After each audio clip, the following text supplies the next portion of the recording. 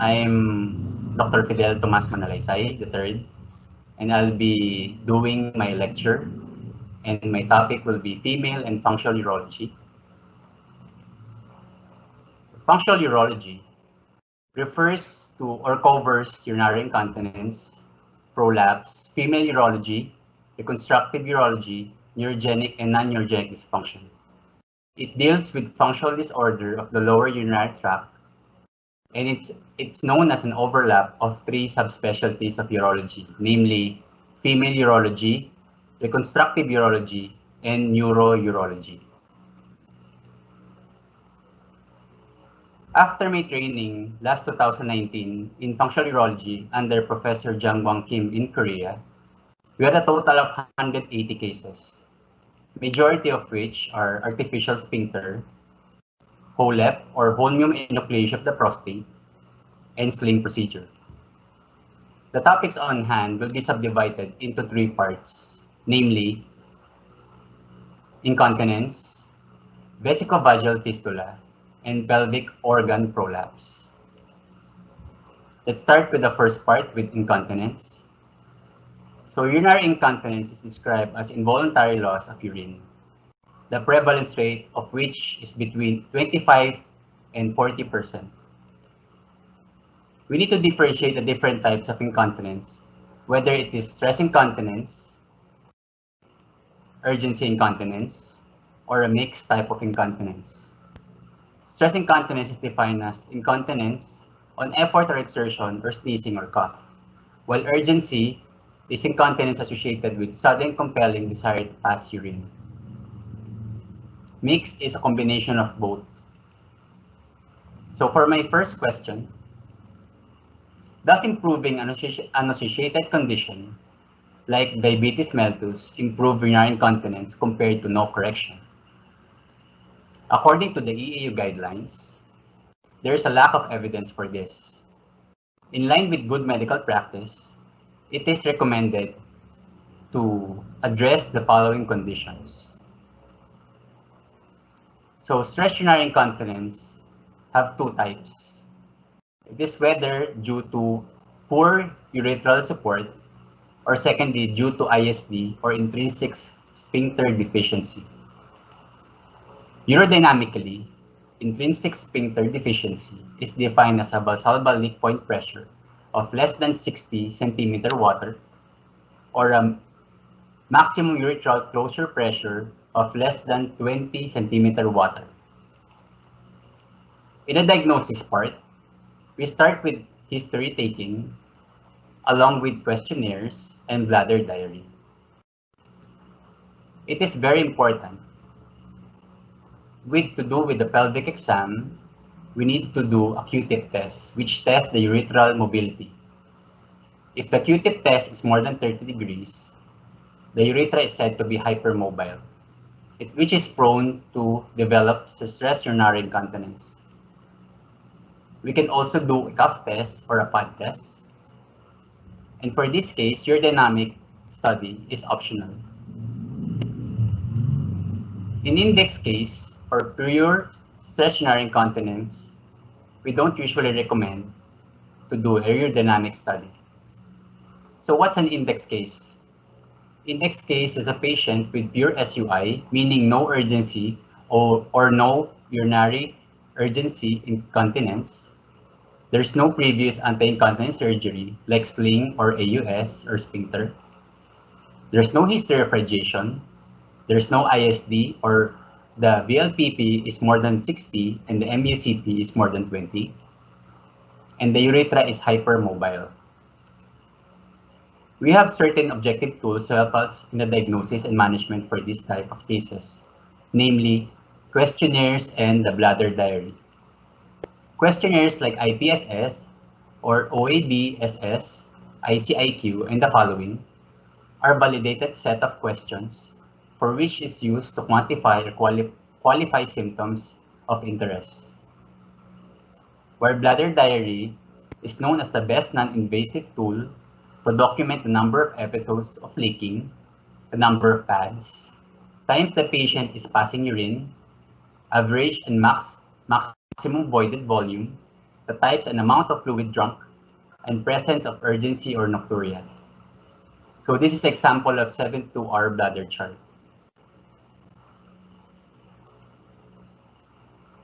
So for this slide, male stress incontinence grading scale is depicted as follows.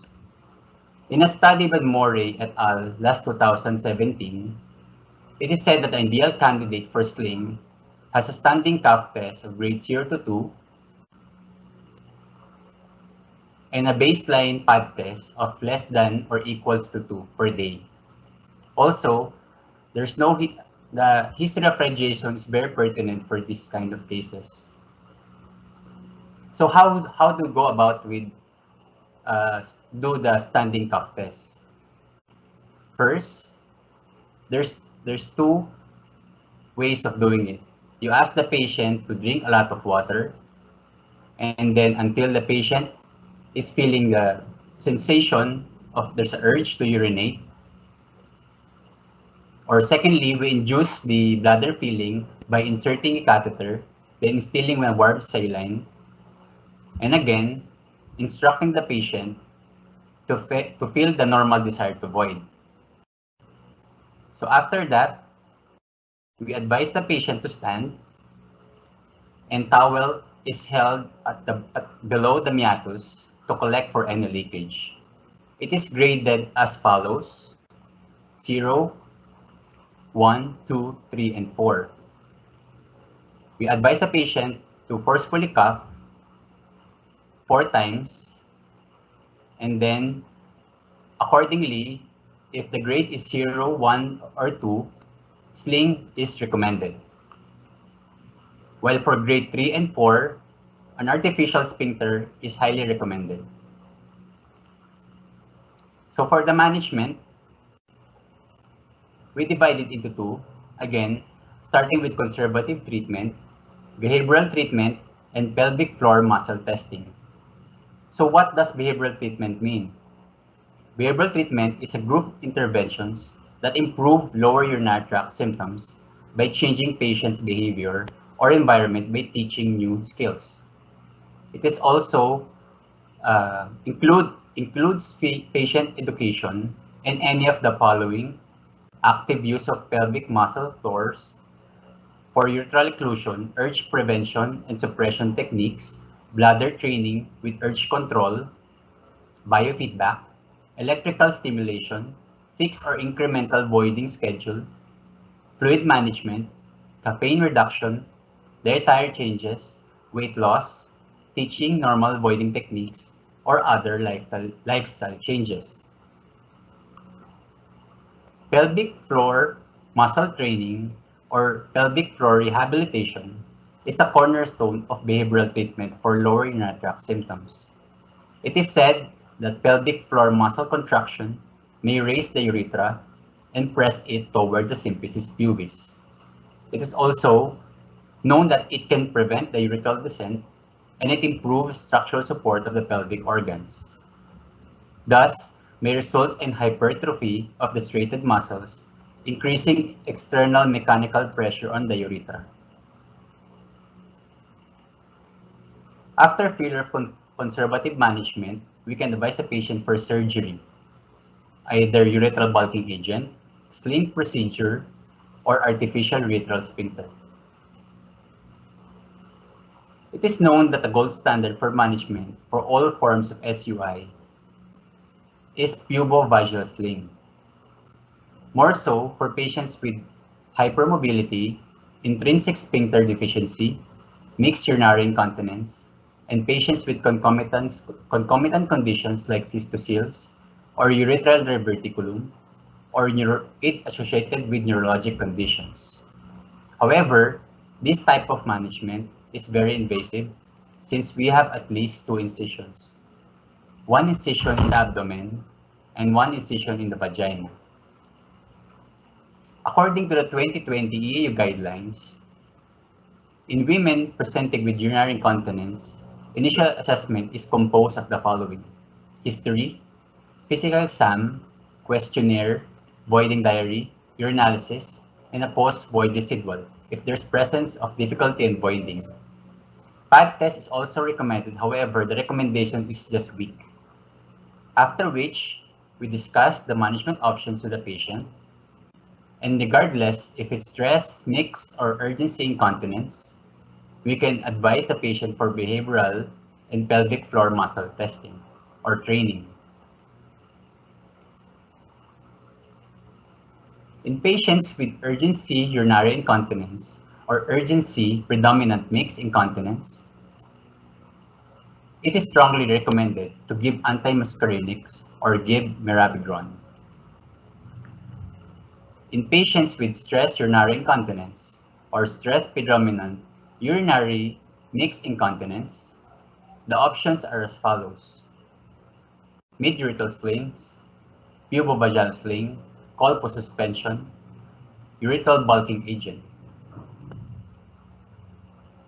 Secondly, in patients with urgency incontinence or urgency predominant mixed incontinence, after failure of conservative or drug therapy, we can advise the patient for sacral neuromodulation or intradetrusor botulinum toxin injection.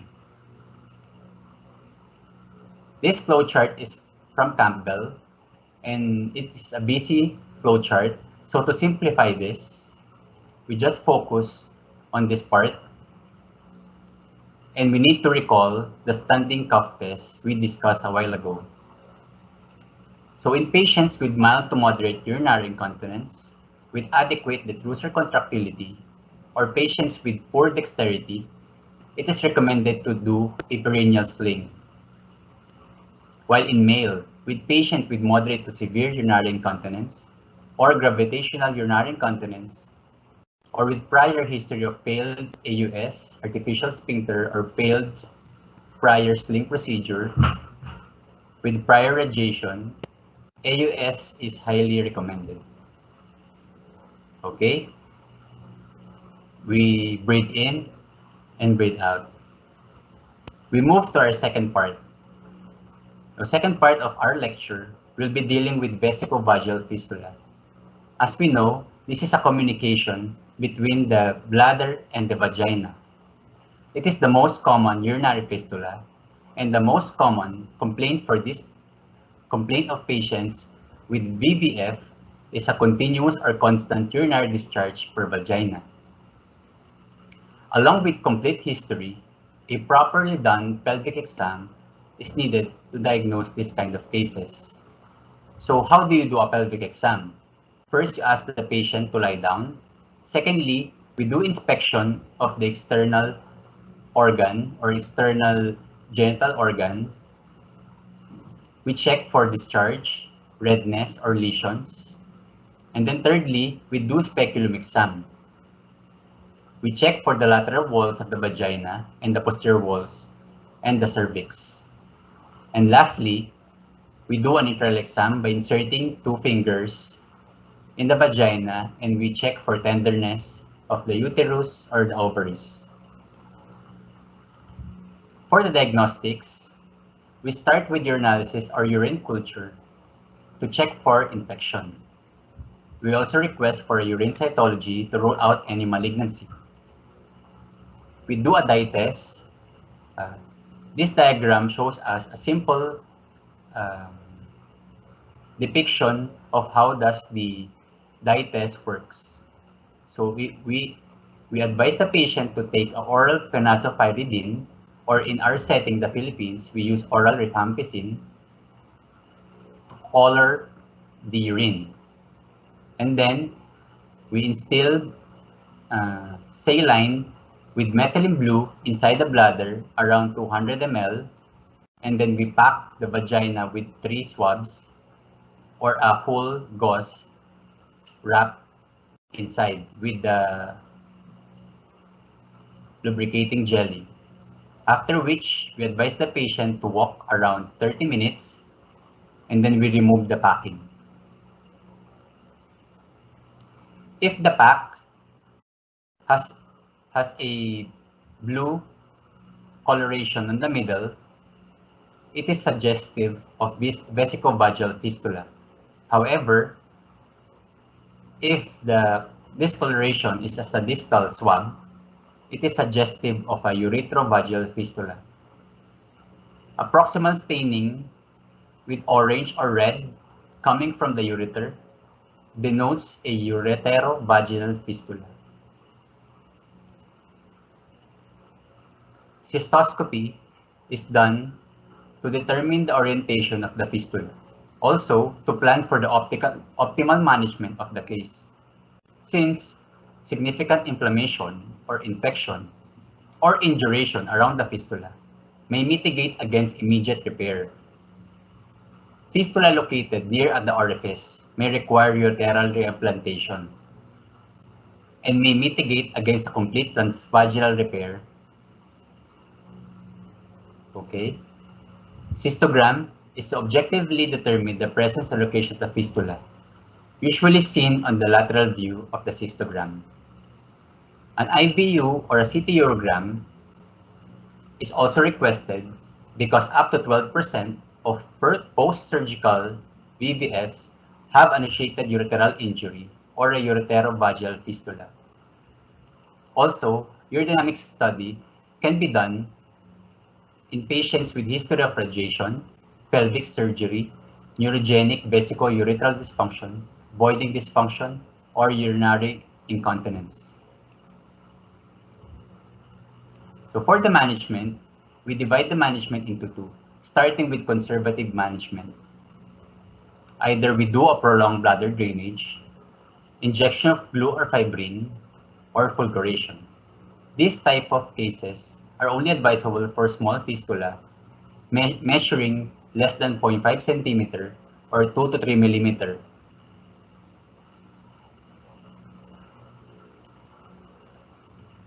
If there's a failure of conservative management, we can advise patients for surgical management. Surgical management can be done either by Latsko repair, open transabdominal repair, transvaginal repair, laparoscopic, robotic, and transurethral endoscopic. So I have a question. Is abdominal approach better than vaginal approach in dealing with vesico-vaginal fistula? The answer is no. Why? Some advantages of the vaginal approach are as follows. There's less blood loss, shorter operative time, and hospital stay were known to be brief. In a study by Raja Mashawari et al. Last 2012, which includes 48 supratrigonal VVFs, 34 patients or 70% underwent vaginal repair with 95% success rate, while 14 patients underwent a transabdominal repair with a mean follow-up of 53 months. They concluded the success rate was comparable between vaginal and abdominal repair. So I have another question. Regarding VVF, is early repair better than delayed? And how would you define early or late repair? In a study by Barbara Bodner-Adler et al., it is said that there's no statistically significant difference between early or late repair. And early and late repair varies between an early repair less than 12 weeks. It can be also as early as 72 hours, while late repair at least 3 months or more than 3 months. Sometimes when patient has a radiation-induced VVF, it can be prolonged to 6 to 12 months. So in repairing vesico-vaginal fistula, we need to remember the principles of urinary fistula management. Namely, we should ensure adequate nutrition, we should eliminate infection, we should achieve unobstructed urinary drainage or stenting, we should remove or bypass distal obstruction, and we should be aware of malignant cause of fistula. Along with that, the principles of surgical repair of a fistula are as follows: adequate exposure, removal of involved foreign body, careful dissection and separation, watertight closure, a use of vascularized or healthy flap, multi-layer closure, tension-free, non-overlapping suture lines, with adequate drainage or stenting after repair, and treatment of prevention infection. Okay, we're going to the last part of our lecture, which is a pelvic organ prolapse. So pelvic organ prolapse is a downward descent of the female pelvic organs. It's a protrusion of the vagina, uterus or both, bladder, uterus, the vaginal cuff, or small or large bowel. So my question for the group, if patient presented with POP and SUI, would you operate them simultaneously, or you would do POP first, or you would do SUI first? The answer, yes. If there's objective evidence of SUI, it is worldwide accepted that you should address the POP and SUI simultaneously in one setting. So POP-Q is a known grading system for pelvic organ prolapse. It's a 9-point measure grid system on a 3x3 grid, and the reference point is a hymenal ring. It's a precise objective description of a woman's pelvic support that defines the pelvic organ prolapse relative to the fixed reference point, which is the hymen. Negative number refers to points inside the introitus, while positive numbers reflect prolapse outside the introitus. Negative,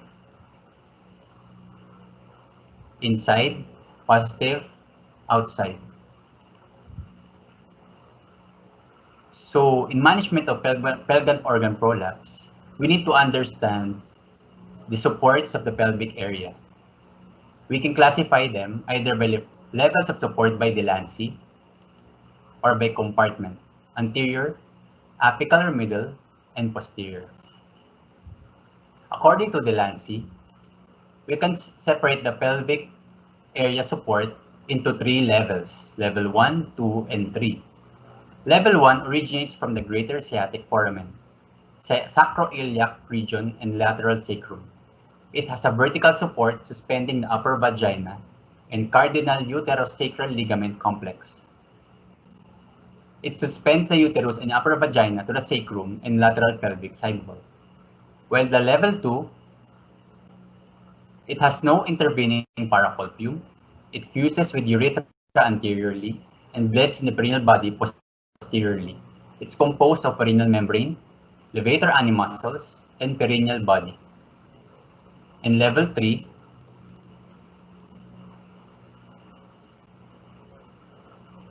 is composed of the pubo-cervical fascia and the recto-vaginal fascia.